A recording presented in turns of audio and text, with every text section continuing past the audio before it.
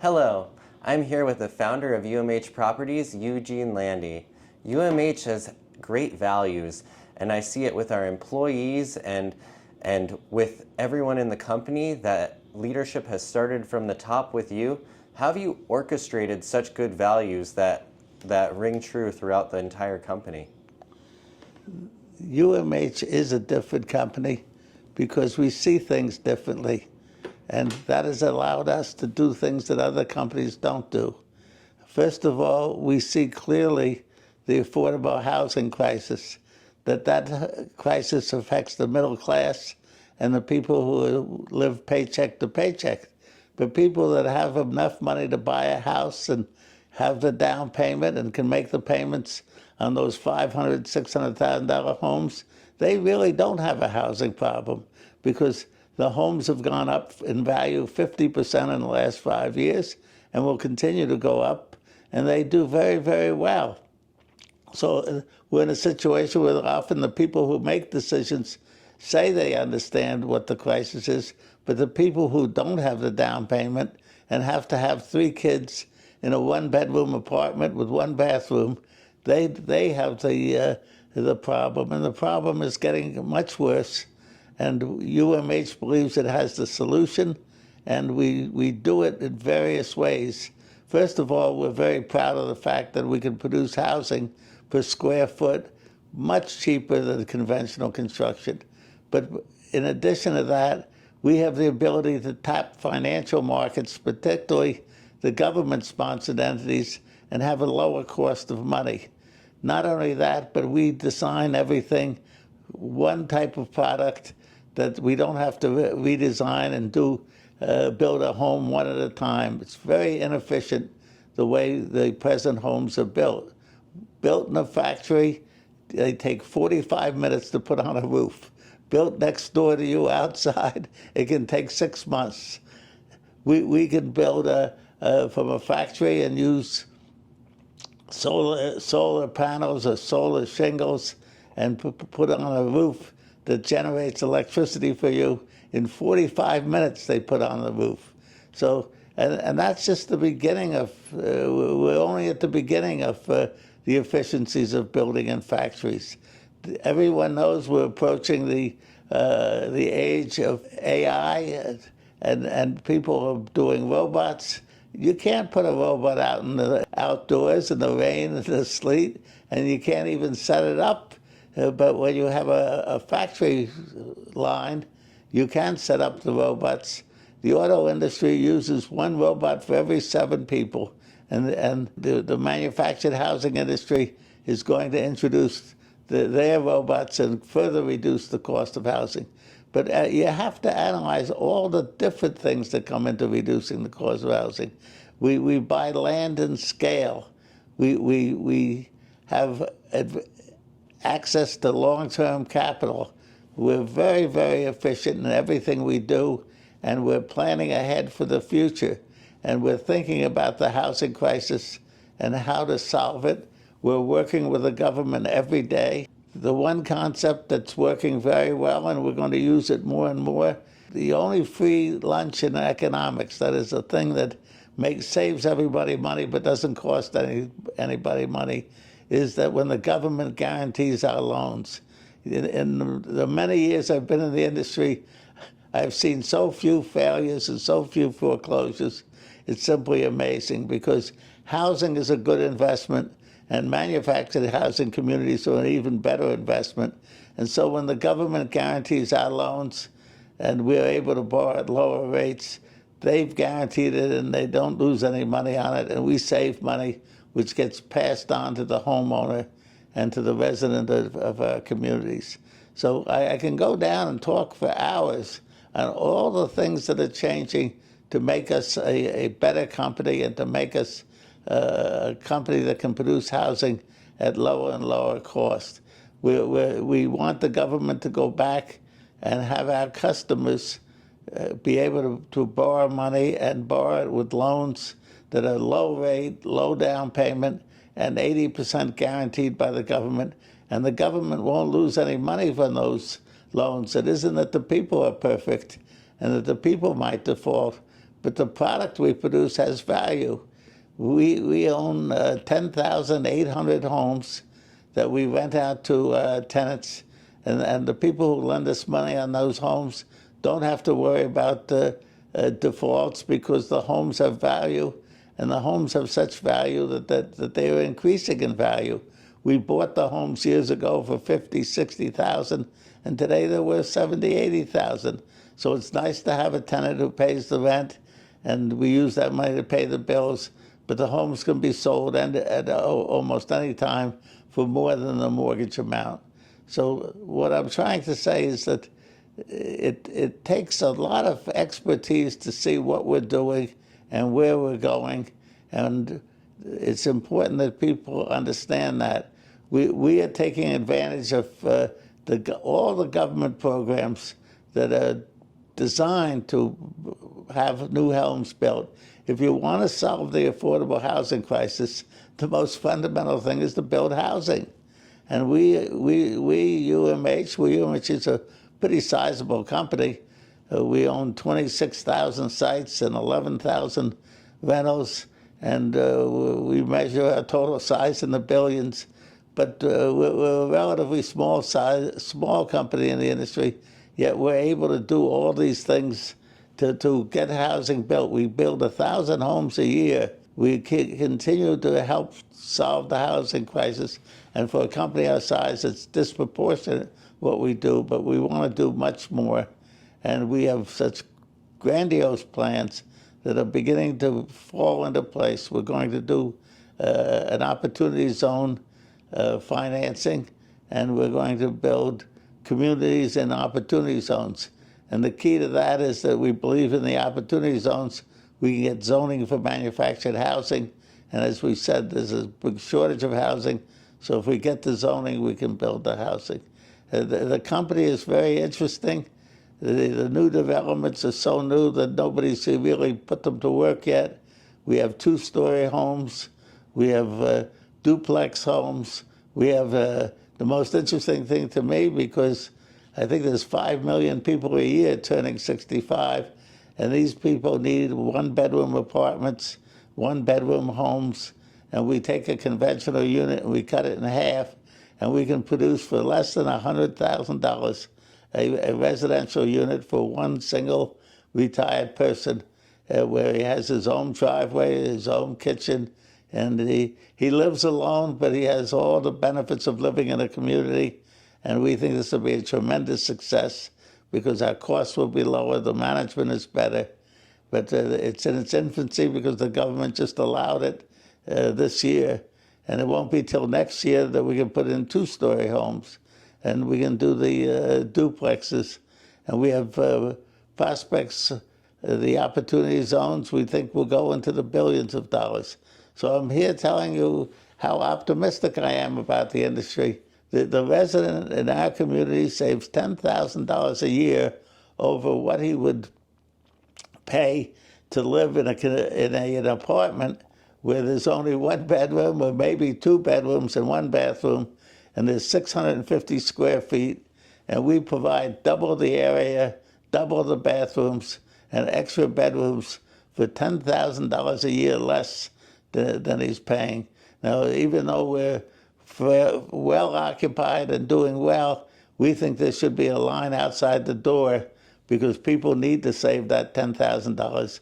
When their rent is 40, 50% of their income, they are living from paycheck to paycheck and barely able to make those checks good. And when we provide the housing and save them $10,000, that should be very significant. So we're waiting to see whether business is appreciating even more, and that we can really increase the size of our company and build new communities. But my theme and the theme of this meeting is that we're a different company. And one way we keep our rents down is we only look at making our rents, they have to be not just competitive with apartments and competitive with homes, we have to be substantially better. And we really take the basic business principle to heart that our residents, our customers, have to be satisfied. That's not a controversial idea, but people have lost sight of it, And some people think that they have to raise the rents to the maximum amount they can get. They have the odd notion that if they don't get the maximum rent, they're not managing their business right. And we think that's absurd. We think we don't push the rents. When other people were raising rents 10, 11% because of inflation or rising expenses, we kept our rent increases to 5%, because the basic idea is that our tenants should feel satisfied with the decision they've made to live in our communities and own homes that are placed in our communities. And that's working fairly well, that we are able to get that story across. And the government officials, when they give us these advantageous mortgages, they know that we're different than some of the other owners who have pushed rents so far that it's created a poor atmosphere. And a poor atmosphere is bad business. We find that the most valuable communities have happy residents who recommend the community to their sister-in-law, their brother, and 3 or 4 members of family be in the same community, and the park will have a reputation for being a great place to live. And if it gets that reputation, then a house in that community has greater value. So in the long run, we do very, very well. And the other thing we do very well in is we've had people look at us and say, well, you don't charge enough. You put a new house on a lot, and you, instead of charging $700, $800 for the lot, plus another $1,000 for the house, you only added $500, $600. And they say that doesn't make any sense to them because we're not making enough money on the additional investment. And I sometimes smile about that because we look at it differently. The amount of money we get this year on the rent is one thing. The amount of money we get next year is another. And the amount we get in 10 years is a further expansion. And so we don't look at just what we make this year, but what we will make on average over the next 10 years. And that's a very satisfactory number. It's something called straight lining of rents, that if you think your rents are going to double over 12 years, your current rent will be 50% higher per year. And we look at that income to come as real income because it will in fact come, and the value of our community will go up, and we'll be very satisfied. And our tenants, even though they get these increases, they will know that the value of their home has gone up because their increases are less than the market and less than the replacement cost of the home. And so they will find out that their investment in a home, if they buy it or if they rent it, that's been a good investment, and they can look at their neighbors in conventional homes and say, yes, I made the right decision for the family because we're saving money, and the home, if I bought the home, is worth more today than it was when you bought it. So this difference, it really makes a difference in the company. It makes a great difference with our employees because our employees know we're considerate of the residents and their attitude for the residents. It's contagious, and they have the attitude that the tenants should be happy. We try to fix everything. We try to fix everything promptly, and we appreciate the resident because the resident is the most important thing in the business. Something that I feel like you're emphasizing is the quality of life. And me visiting the communities, I see how good of a quality of life we provide with excellent amenities, with lease with option to purchase. With all of these things, do you think that manufactured housing is heading in the direction of getting the same benefits as apartments because we have a higher quality of life that we provide? Well, we don't understand fully what's happening in the housing market because historically the American dream is to have your own home. And by having your own home, you have your yard, you have your own unit, and there's neighbor close to you. You don't have to get in an elevator and go up to the 4th floor and walk down a hall to the apartment. It doesn't take you 15 minutes to take the carriage out, to take your kids, your children for a walk, or pushing the baby carriage. It's so much nicer. People who have lived in an apartment think that everything's fine till they move into a house and they realize then how much they've been missing, how much better life is when they have their own home, particularly in a neighborhood where your kids can meet the neighbors' kids, play at the local park. You have a basketball court. In some places, you have a swimming pool. You have a dog park. You're in a community. And the beauty of our residents, we can create a community, a very small town. And the wonderful thing about creating a community is if you have a great community, the value of your house goes up. People want to live in a wonderful community. And nobody ever raved about an apartment house. And an apartment house is someplace you lived for 1, 2, 3 years until you can get a home. That has been the traditional thing. And yet today, because housing is not affordable, people are moving into apartments who before would never live in apartments. It used to be at 23, 24, you got a house. Today, the average home buyer gets his first home at the age of 40. This is amazing. And it used to be we were hitting a goal that 75% of the people owned their own home. And it was wonderful because 20, 30 years later, they own their own home free and clear, and they build up assets and for their children to inherit, and they created value. And today, they live in an apartment, and all they have is rent receipts to sell for it. So I just think the housing shortage and the affordability problem has forced people to live in a mode that they really don't want to live in. And that creates a terrific opportunity for us to create a community of manufactured homes where the tenant has an interest in the home. If he doesn't own the home itself, he has an option to buy it, and that we share by keeping the land.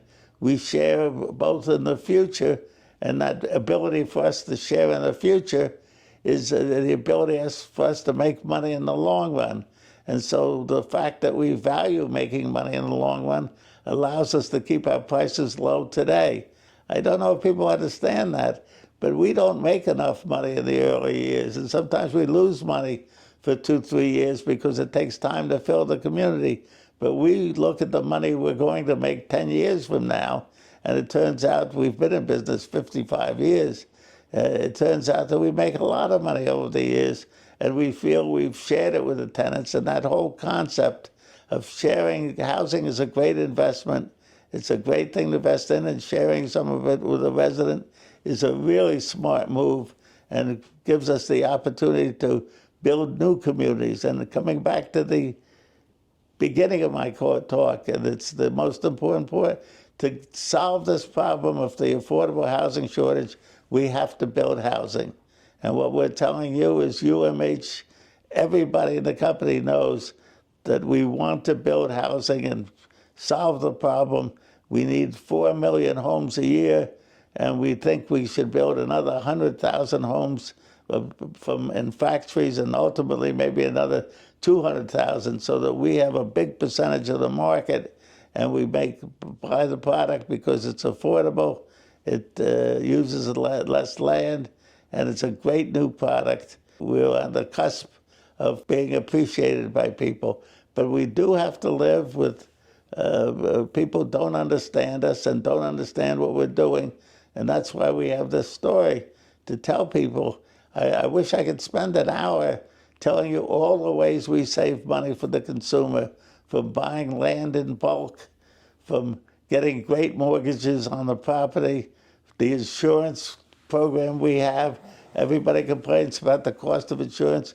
We run our communities so well that the insurance companies keep the premium costs down, and we save money for our residents. Everything in it is designed so the residents gets the lowest cost. And we love to put amenities in because you have a 200-home community and you put in a small park, the cost is divided by 200. You put in a swimming pool, it's divided by 200. You have a wonderful person in the office that's a concierge and helps the residents, and you divide her costs by 200, and we can give people value. And the more value we give people, the more our community's worth. And again, in the long run, that makes our community a great place to live, and then it increases the value of our parks. And that's where people look to see that we've made a lot of money for everybody. One of the things I've noticed showing people houses or going to any showcase, they walk in a manufactured house and they can't believe how efficient it is, how up to date it is with new features, how you can design and build a home of your own. And I feel that UMH is changing the perception of manufactured housing, especially how we buy parks previously poorly ran and we revamp it. And we go into an area where they think this used to be the place where people didn't want to live, and we make it a place they want to live. And through opportunity zones and other things, we're really helping change the perception. What else can help change people's idea of manufactured housing? Well, Jeremy, your videos do a great job in that regard. Jeremy does the drone videos, and people don't fully understand how great our communities are. And I call the drone videos Walt Disney productions, because the communities look so great. On a sunny day, to fly over these communities and see the cars parked and the parks and the green areas and the residents' lawns immaculate, it helps get us our image across. We exhibit 3 homes this year on the Washington Mall. And thousands of people, many of them dignitaries, governors, senators, congressmen, came to see the homes there. And they always come into the homes and they're awed by the low cost and the quality of the homes. Everything is quality. And because we take a long-term view, we want that the home to last 50, 75 years, just like a conventional home. So we go first class in everything. The homes are built to last, and they're built to withstand storms. They're just a great place to live. And what we try to do is make the community a great community. And if it's a great community, the home can have double the cost value.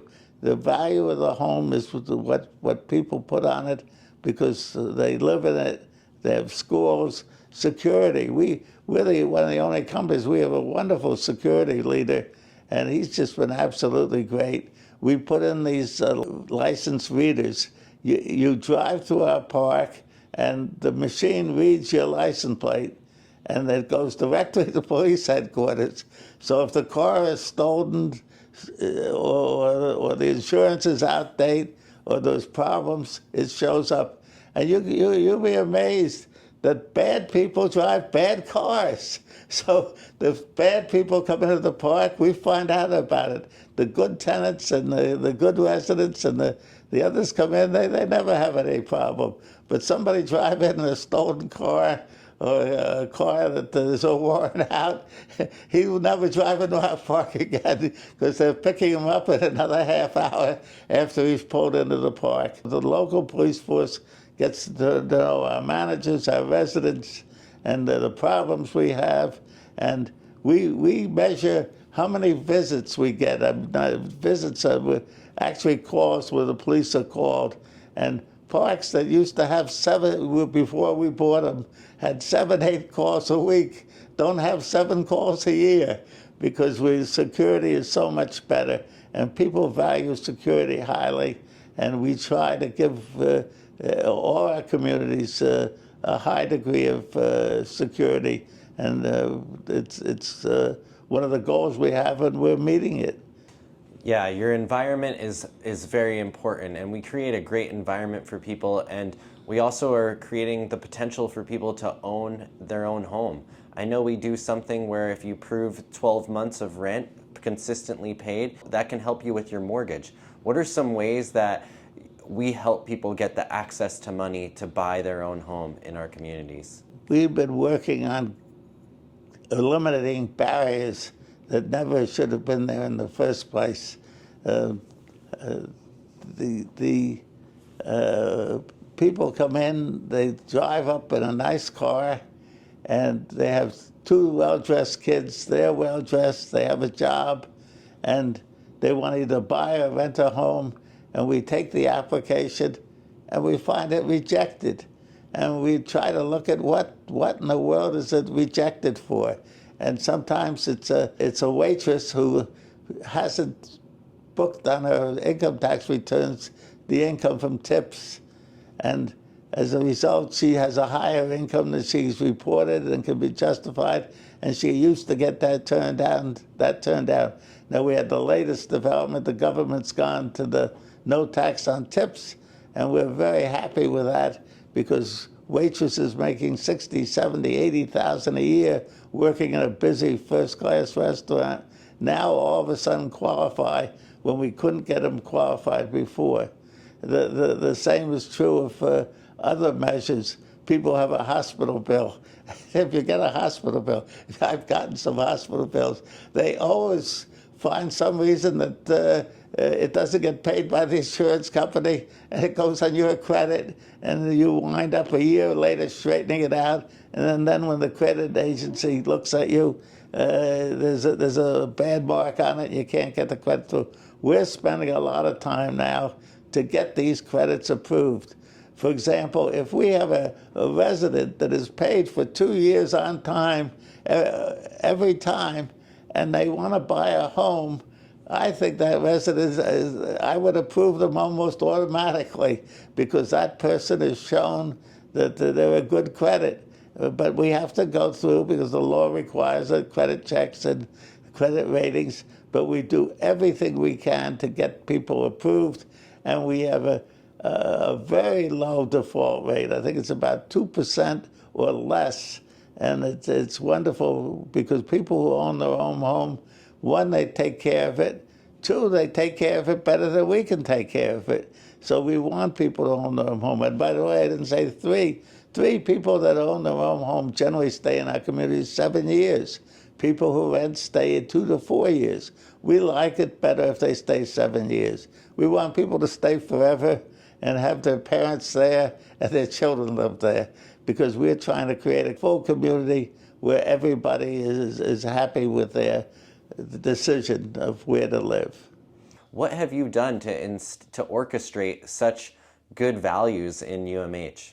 Well, first of all, I'm a graduate of military school, and in a military school you follow all the rules, and that's something that stays with you your whole life, that you follow the rules.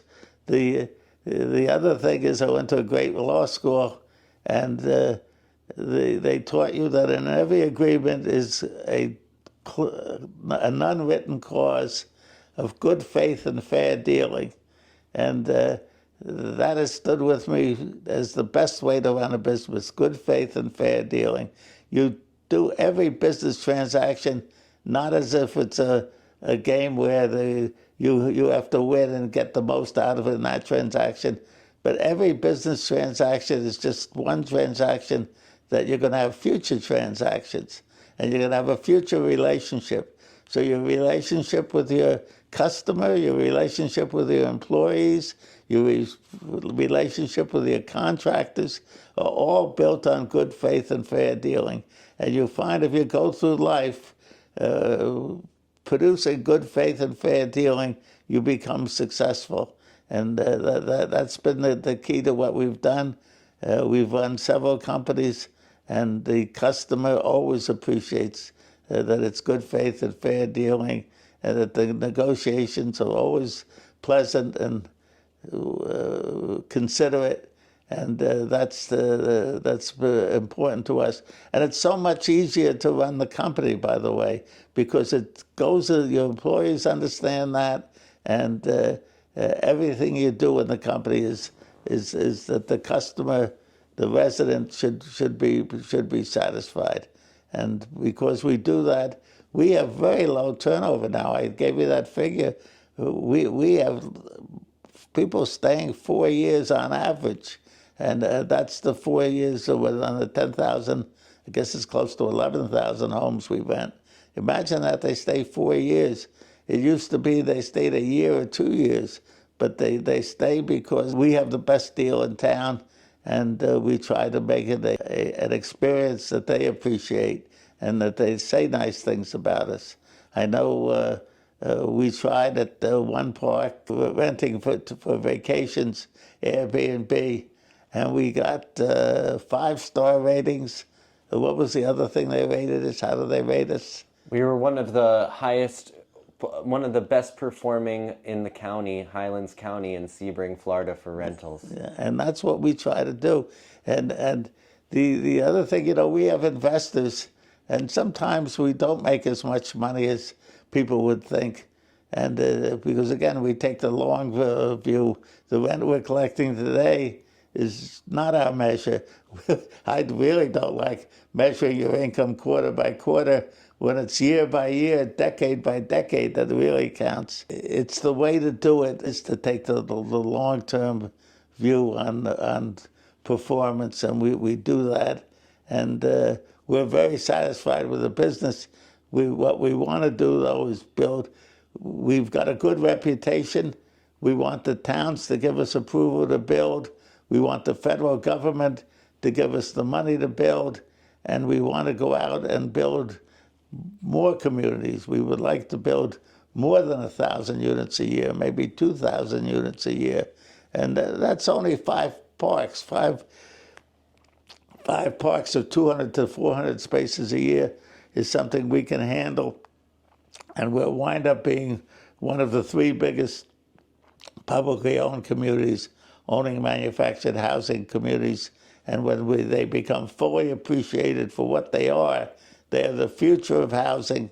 And because building on site is going to become obsolete, we'll be able to build for half the cost of building it. The factory built will be half the cost of building it on site. And building in the factory will be better, and it will be recognized, and there'll be more construction in the way we do things. Everything we do is trying to get on a mass production. My ideal for a community would be to design it, get all the approvals, get ready to build it, and sell it from the plans. That there'd be so much demand, because the quicker you sell in full, fill up the community, the quicker you make money. And the ability to quickly do the construction, all those things save so much money that it's something you want to do when you plan a community. We find now it takes 4 years. I want to do it in 6 months. And if we can do it in 6 months, this is the way we think, every time we can save money, the resident benefits, and we get the cost of housing down. There's affordable housing crisis because houses cost too much and incomes aren't high enough. So we're dedicated to getting a great product out and getting the cost of that house down, and we do everything possible to reduce the cost to the residents, and we're succeeding in that. Something UMH has pushed hard for recently is the opportunity zones, and we've introduced communities in new states like Albany, South Carolina. Where do you see the future of the opportunity zones? This is important. The first thing is, which people don't realize about the opportunity zones, the whole problem and getting started with a housing project is that's not in my backyard. Everybody wants to live next to a mansion, everybody with 1 acre zoning, and you can't do that. The homes are too expensive. We build our communities 4 or 5 to the acre, quarter acre zoning, maybe even a little less. The towns are convinced, and it's difficult to get the approvals. And the problem today, and this is on the highest level, people don't understand this. Academic people think they can solve the housing shortage by passing laws that the towns have to approve things. And we've found that we've been doing it for years. It's very difficult to get an approval if the town doesn't want you. There are so many laws and regulations, and you wind up taking 50 years to get an approval. You have to get the towns to want you, and the President of the United States now is not convinced at all that having the federal government decide what the local government can build or not build is not the way to go. Now that's an issue. So some people are on the other side of it, and they think the state government and federal government should dictate to the town of what they can build or not build. But we take a intermediate position because we've tried to get approvals in hostile areas, and we realize how difficult it is. You can't blame the town if 200 residents show up at the meeting angry that you've approved a project. It's easier for the mayor to institute a lawsuit against the project and delay it 2 or 3 years. And if you delay a project 2 or 3 years, maybe effectively you kill it. So we wanted, how do we get a compromised position without the federal government or state government taking over local zonings? And what we've come up with is the opportunity zone. Now, people think the opportunity zone is just a tax advantage to build, but inherent in the opportunity zone is the ability of the town to approve manufactured home communities and other apartments and other things in the community in just those select areas. And those areas are usually areas of the town that are not the high-end residential and where there's less opposition to it.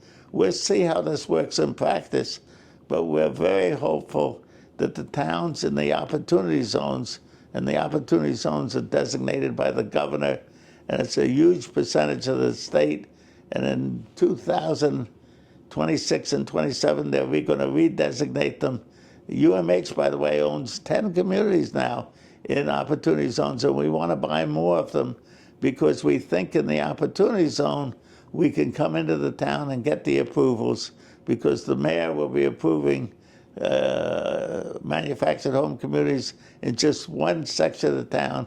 And hopefully the residents will say, well, it's not in my backyard. It's in my community, but not in my backyard. And they'll be favorable to it. We're going to see how that works.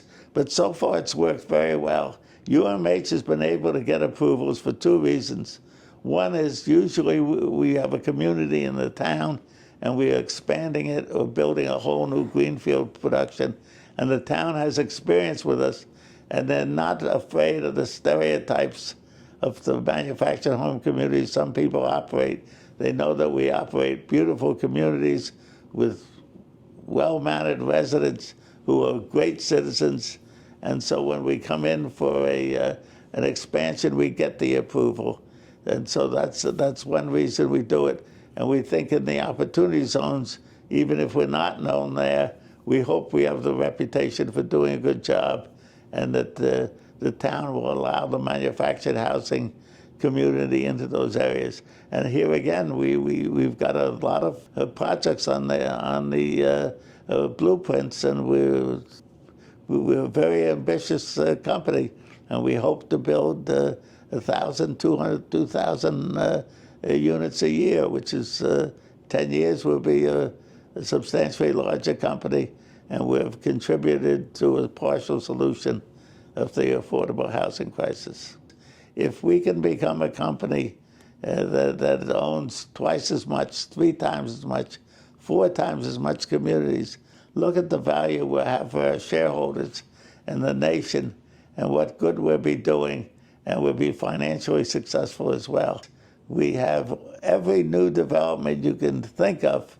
The way we run the parks, we want them to be the finest communities, so the reputation is you're the smart one for living in the community because your housing costs are less and your kids have a better place to live. One of the things I'm so proud about is the staff and people we have, and that it's nice to have a mission statement on paper. It's nice to have these plans to build communities.